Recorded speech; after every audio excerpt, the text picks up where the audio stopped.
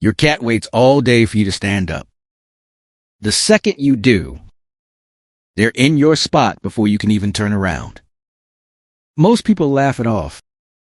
But what if that one little move is actually the most emotionally loaded thing your cat will ever do? And you've been misreading it your entire life. Welcome to our place. If you want to truly understand what your cat is trying to tell you, hit subscribe right now. Because what we're about to unpack will completely change the way you see your cat forever. Here's the thing.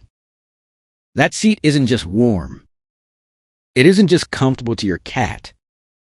That spot you just left holds something that no toy, no treat, no cat bed in the world can replicate. And the reason they go straight for it, every single time, it's not about the cushion. It's about you. And by the end of this video, you're going to understand exactly what your cat has been trying to communicate. Every single time. They've done this probably for years. Let's start at the beginning. 1. You've seen it 100 times. You stand up to grab a glass of water. Maybe answer the door. Maybe just stretch your legs for 30 seconds. And before you've even taken 3 steps, your cat is already circling on your seat, pressing their face deep into the cushion, settling in like they've been waiting all day for this exact moment. Which, here's the thing, they probably have. Cats experience the world through a dominant sense that we dramatically underestimate. Their sense of smell. A cat's nose contains roughly 200 million olfactory receptors. Yours has about 6 million. That means your cat's sense of smell is approximately 14 times more powerful than yours. And in some contexts, far more sensitive than that. That's not a small difference. That's a completely different sensory universe. Now think about what your seat smells like to them. Every time you sit down, you leave behind a dense, layered chemical signature. The natural oils from your skin, trace hormones, the subtle shifts in your body chemistry. That happen when you're relaxed. When you're stressed, when you've just come home after a long day, your cat doesn't just detect these things. They read them. The way you'd read a detailed letter from someone you love. Research published in feline behavior journals has found that cats can detect emotional states through human scent alone. Calm, anxiety, illness. Your cat picks up on all of it. And your seat, it's soaked in. The most concentrated version of your scent. They can access when you're not physically there. So when your cat presses their face into your cushion and kneads it slowly with their paws, they're not being lazy. They're not being opportunistic. They're doing something ancient and profound. They're wrapping themselves in the chemical equivalent of your presence. It's the closest thing to being next to you that they can find without actually being next to you. And here's what makes this even more remarkable. Because this scent connection is only the first layer of what's really happening. There's something underneath it that most cat owners never think to consider. Keep watching. Because what comes next explains so much about your cat's behavior that's probably confused you for years. 2, they're not stealing your spot. Let's flip the script on something. Most people get completely backwards. When your cat takes your seat, every instinct tells you they're being territorial. They're being aloof. They're claiming something that belongs to you. Some little power move. You didn't even know was happening. That's the story most people tell themselves. But that's not what's happening. Cats are territorial animals that operate on very clear spatial rules. In those rules, one of the most important things a cat does is maintain the scent profile of their colony, the spaces and objects that belong to the individuals. They are bonded to, not erasing them, reinforcing them. When your cat sits in your spot, a significant part of that behavior is about preservation and blending. They are mixing their scent with yours. They are keeping your scent warm and active. They are, in their own way, maintaining the presence of the person they're most attached to in the space where that person belongs. Think about how cats behave with objects that carry their owner's scent. Many cats will curl up inside their owner's laundry basket, sleep on unwashed clothing, press their face into shoes. This isn't random. It's comfort-seeking and colony scent mixing behavior, rooted in deep attachment. Your seat is just the most obvious version of this.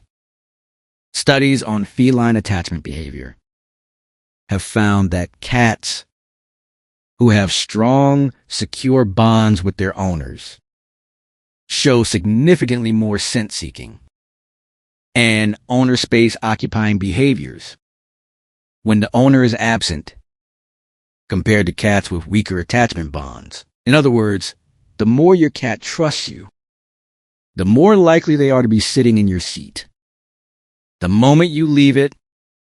So the next time you come back to find your cat curled into a perfect circle on your spot, looking completely serene, take a second before you gently move them. Because what you're actually looking at is a cat that trusts you enough to want to merge their world with yours while you're gone. Now, this brings us to something that touches on the relationship between you and your cat at a much deeper level. Because the seat isn't just about scent, and it isn't just about attachment.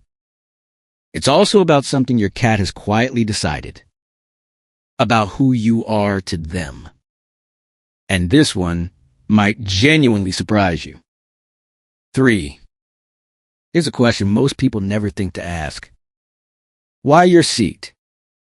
Why not the cat tree by the window? Why not the armchair in the corner?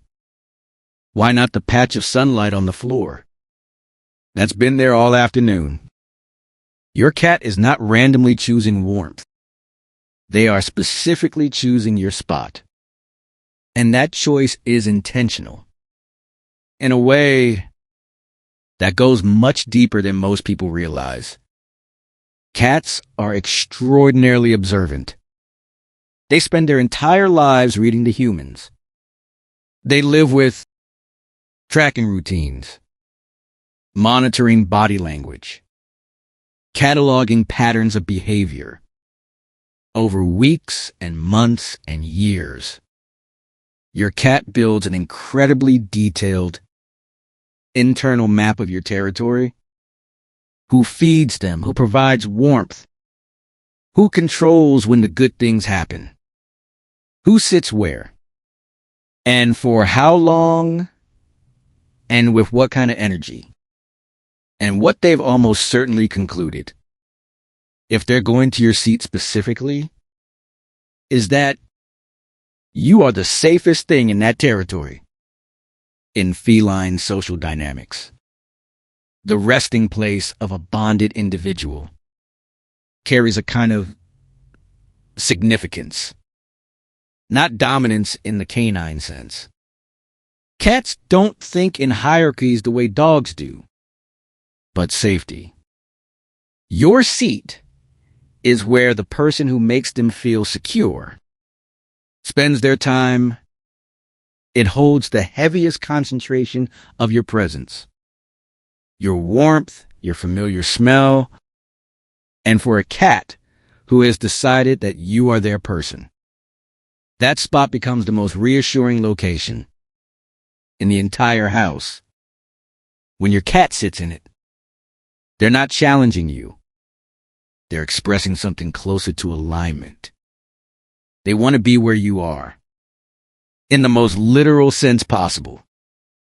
And when you're not there, the next best thing is to be exactly where you were.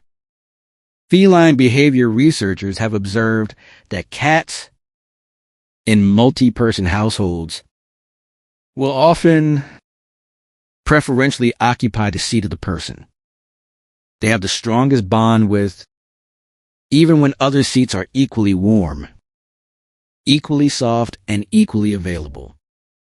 The attachment drives the choice, not the comfort. Think about that. Out of every available surface in your home, your cat keeps coming back to the one that belongs to you. That's not coincidence. That's a decision. And what we're building toward here, what all of these layers are pointing to, is a conclusion about what this behavior really means. That most cat owners spend years completely missing. We're getting there. But first, there's something physical happening that you need to understand. 4. Put your hand on your seat right after you've been sitting in it for an hour.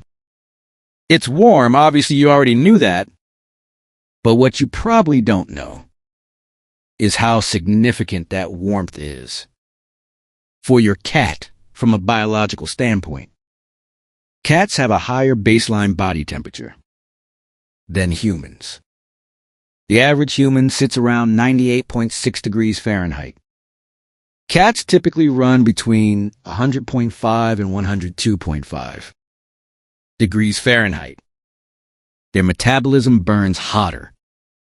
Their ideal environmental temperature is correspondingly higher.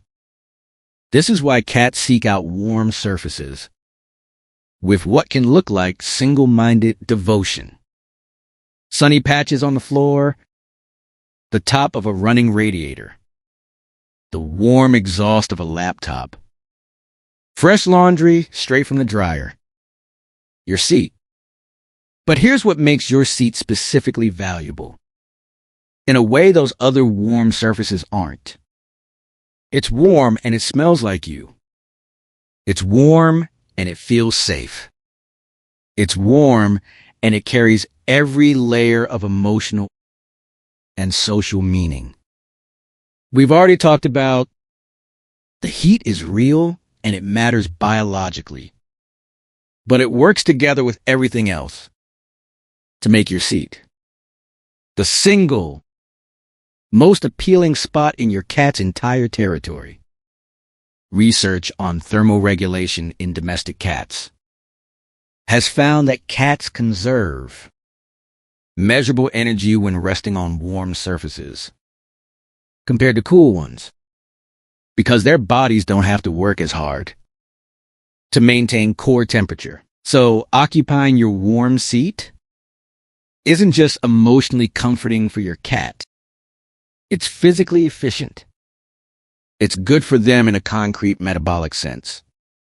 Your cat has, without ever reading a single study on thermoregulation, figured out that your seat is the warmest, safest, most energy efficient, most emotionally reassuring place in the house. And they figured out that the exact moment it becomes available is the moment you stand up, which leads directly to something that tends to surprise people when they first hear it. 5. This one stops people cold. You haven't moved yet. You're still sitting there. And yet, your cat is already starting to shift. They're watching you with that particular quality of attention.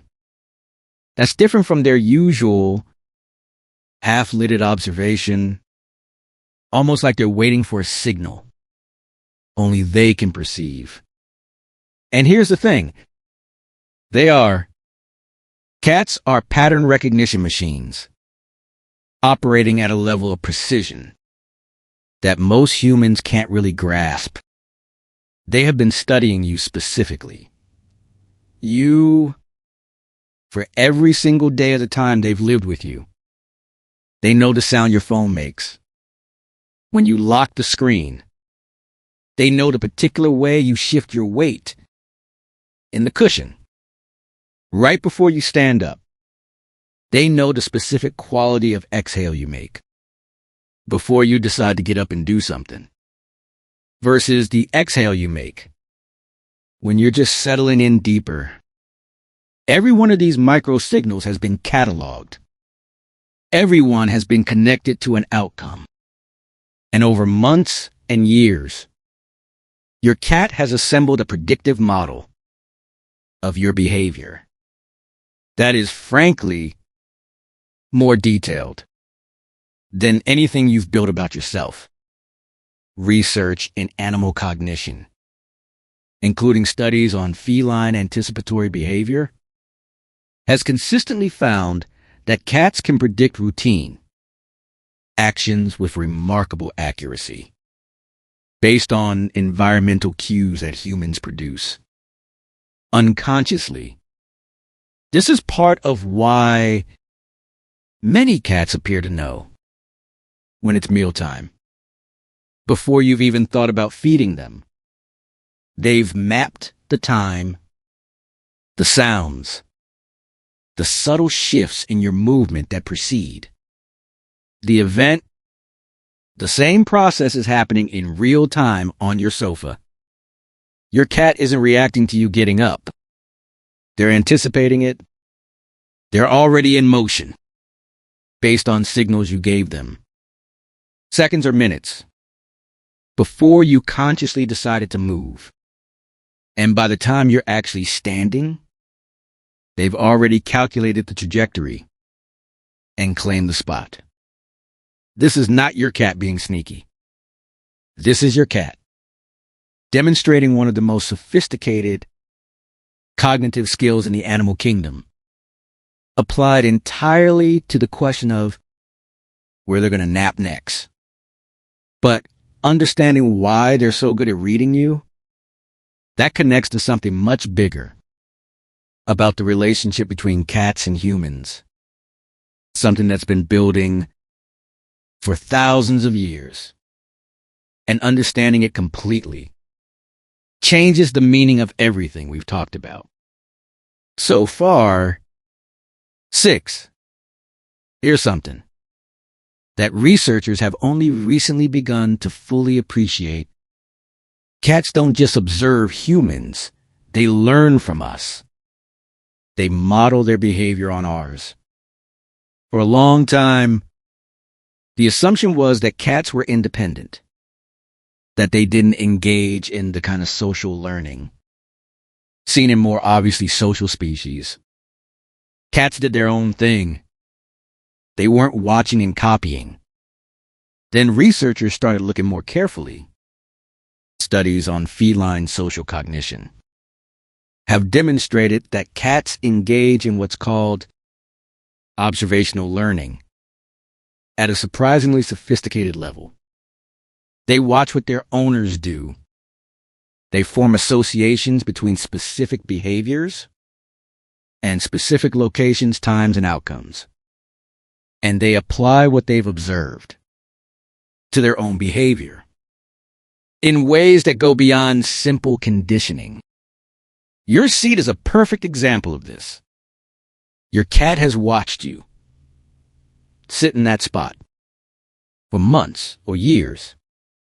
They've seen how you behave there, the relaxation in your body, the extended time you spend in that location, the comfort and ease of your presence in that spot. And what they've concluded on some level is that this must be a safe place to be. If you keep going back there, if that's where you seem most at ease, if that's where you spend your most settled and comfortable time, then that seat must hold something worth having. And so they go there too. This is also why cats tend to synchronize their routines with their owners over time. Calm owners tend to have calmer cats. Cats in active households tend to be more engaged with their environment. It's not just a matter of matched personalities. It's active social learning. Your cat is taking their cues from you constantly and adjusting their behavior based on what they observe. Your seat is just the most visible and concrete expression of that process. They want to be where you are. They want to share the spaces you occupy. Because you are the center of their social world. And this brings us to the final piece, the one that wraps everything else together, the one that honestly, once you understand it, you're probably never going to look at your cat the same way again. 7. Let's pull all of this together. Because each layer we've talked about, the scent, the warmth, the social learning, the pattern recognition, the attachment, they're all pointing to the same thing. Think about what vulnerability means for a cat. Cats are both predator and prey, and choosing the wrong place to rest can be genuinely dangerous. Sleep is the moment of maximum vulnerability. It's when your guard is down, when your awareness drops, when you're most exposed to whatever might be coming. In the wild or even in a feral context, a cat that rested in an exposed, unsafe place was a cat that might not survive. This is deep in their biology. The decision of where to sleep, where to rest, where to let their guard down. It's not casual, it's not arbitrary. It carries evolutionary weight that thousands of years of living alongside humans haven't fully erased. Now look at what your cat is doing when they take your seat. They are choosing the spot that smells most like you, the spot that holds your warmth, the spot that represents the highest concentration of your presence. In the physical world, they're choosing to be vulnerable in the place that feels most like you, which means they're choosing to be vulnerable because of you, because of what you mean to them. Your cat could rest anywhere. There's probably a cat bed somewhere in your house that you spent real money on and that they ignore completely. There's likely a sunny patch on the floor that's warm and comfortable and available whenever they want it. There might be a perch with good sight lines, a hidden corner under the bed, a dozen other options, and they choose your seat.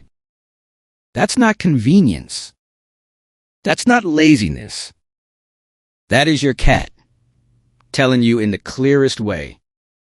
Their behavior allows that you are their safe territory, that your presence, even the residual impression of your presence, the scent and warmth you left behind, is enough to make any location feel secure, that the world is manageable, comfortable, and worth resting in, specifically because of you.